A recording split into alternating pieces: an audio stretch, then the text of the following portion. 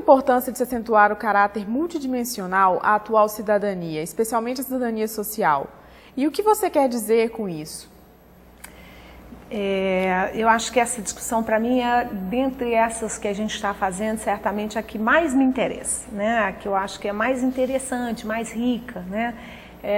E ela tem sido muito visibilizada, né, dentro da discussão mais recente, né, da teoria política. Né? Especificamente, eu quero dizer o seguinte, né? Se a gente imaginar, como a gente vinha discutindo, né, que essa cisão do público ou que a orientação do público com o privado e a orientação que historicamente a gente construiu aqui no nosso país, pelo menos, e eu acho que não é só uma característica do nosso país, a ideia de que um determinado agente desse espaço público se apropria de determinados interesses e os transporta para essa dimensão do público e as universaliza, esse procedimento, né, que é um procedimento importante associado ao conceito de cidadania, ou seja, a ideia de que ser cidadão tem a ver, né, com uma perspectiva de universalização de direitos, ou seja, trazer para o mundo público e universalizar para esse mundo público reivindicações que possam expandir direitos, né? A gente sabe que a gente teve um momento das nossas histórias, né? E aí a história brasileira é profícua, riquíssima para mostrar exemplos vários disso, em que esses interesses que se apropriaram desse espaço público e que se transformaram em interesses universais, eram interesses de grupos muito especificamente delineados na cultura e no mundo ocidental. Quase sempre de homens brancos, de classe média, burgueses, heterossexuais, né, que tinham, né, um padrão de organização, né, de cidadania que funcionava a sua própria imagem e semelhança. E esse padrão se universalizava. Né? Então, era esse o contexto geral, né, e universal da cidadania até muito pouco tempo. Foi necessário, através, e aí eu retomo as lutas dos movimentos sociais, as lutas dos direitos civis, por exemplo, nos Estados Unidos, nos anos 60, nos anos 70, como clivagens muito importantes desse processo. Né? No, we are not satisfied, and we will not be satisfied until justice rolls down like waters and righteousness like a mighty stream. I have a dream. Hold these truths to be self-evident, that all men are created equal. Position and nullification. One day right there in Alabama, little black boys and black girls will be able to join hands with little white boys and white girls as sisters and brothers. I have a dream today. Um slogan, né, gritado nas ruas, né, nesse momento, era de que o pessoal é político. Né? O mundo privado também é político. O que as mulheres feministas, né, queriam dizer com isso? Né? Elas estavam querendo mostrar que há na esfera privada dimensões que, se elas não forem também visibilizadas publicamente ou politicamente, essas pessoas vão continuar existindo numa condição ou de sofrimento, ou de subalternização, ou de opressão. Né? E aí a cidadania não se realiza. Essa universalidade que se construiu nesse mundo público com essas características que eu dizia aqui, ela nunca foi universal efetivamente. Ela obedece a uma contingência, a qual? De excluir desse mundo um conjunto de pessoas, um conjunto de experiências, né, um conjunto de vivências que são tratadas como não políticas, como políticas e, portanto, inferiorizadas. O que a demanda das lutas dos movimentos sociais vem trazer hoje, recentemente, para essa agenda, né, da discussão sobre cidadania? É possível expandir a cidadania?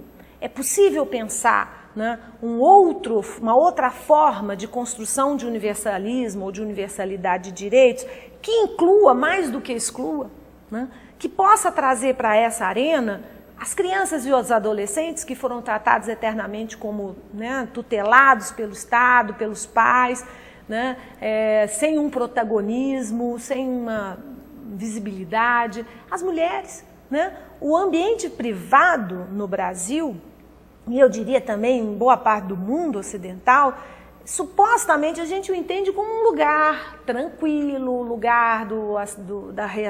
da da reafirmação da afetividade, da segurança, mas para milhares de mulheres e crianças nesse mundo, a casa, a família são lugares do terror, né? Onde estão sendo violentados sexualmente, moralmente, psicologicamente. E a sociedade, porque isso não pertence a esse mundo universal, dessa cidadania pensada aqui nesses espaços públicos, não enxerga, não vê. Né? Não vê o estupro, não vê o abuso sexual, né? Não enxerga as dimensões privadas que clamam pela expansão dos direitos para esses sujeitos que estão aqui, que também são cidadãos. Né? Os idosos hoje, para tematizar um tema muito recorrente, né? Temos aí as estatísticas mostrando que você tem também aumentados os índices de violência doméstica com relação aos idosos. Né? E aí os negros, a população negra nesse país, né? Durante tempos, né? Essa cidadania universal tolerou, né? A escravização, né? Tolerou o tráfico negreiro, né? Aceitava que existissem homens brancos que eram cidadãos e homens negros que eram mercadoria, para dizer o mínimo. Né? Então, o que eu estou querendo chamar a atenção, né, chamando para a cena essa perspectiva da multidimensionalidade, é que a geração é política, a raça é política, o sexo, a sexualidade são políticas. Né? Essas dimensões que estão no mundo privado, que foram historicamente clivadas para ficarem de fora do procedimento político, elas hoje, pela ação dos movimentos sociais, pela luta política desses movimentos organizados, vêm ao espaço público gritar, né? Emitir a sua voz e demandar inclusão política, demandar participação nesse mundo político e nesse mundo público. Né? E, portanto, é óbvio que a gente vai ter que repensar o conceito de cidadania. Né? E repensá-lo significa abri-lo para essa perspectiva multidimensional, fazer as pessoas entenderem que ninguém é exclusivamente ou um homem. Né? Sempre se é um homem com uma determinada orientação sexual, com uma determinada classe, com uma determinada cor de pele, né, com uma determinada idade, morador, habitante de uma determinada cidade, de um determinado país, né, e uma mulher, igualmente, ela tem uma certa idade, uma determinada cor da pele, ela tem uma inserção religiosa. Né? Então, essas multidimensões, né, que são hoje os elementos mais promotores da expansão da cidadania, na minha forma de entender. Né? Se o Estado brasileiro está avançando hoje, avança porque as políticas, esses atores saíram desse espaço, né, que eles estavam lá, associados, subalternizados e oprimidos, e vieram para o espaço público demandar direitos, se incluir na cidadania. Né? E ao demandar isso, o Estado tem que se repensar. Né? O agente promotor, a gente mencionava lá atrás, e eu queria retomar esse fio, a gente discutia que a cidadania estava associada historicamente à noção de Estado-nação. Quem sempre nomeou a cidadania foi uma figura importante dessa nomeação, é o Estado.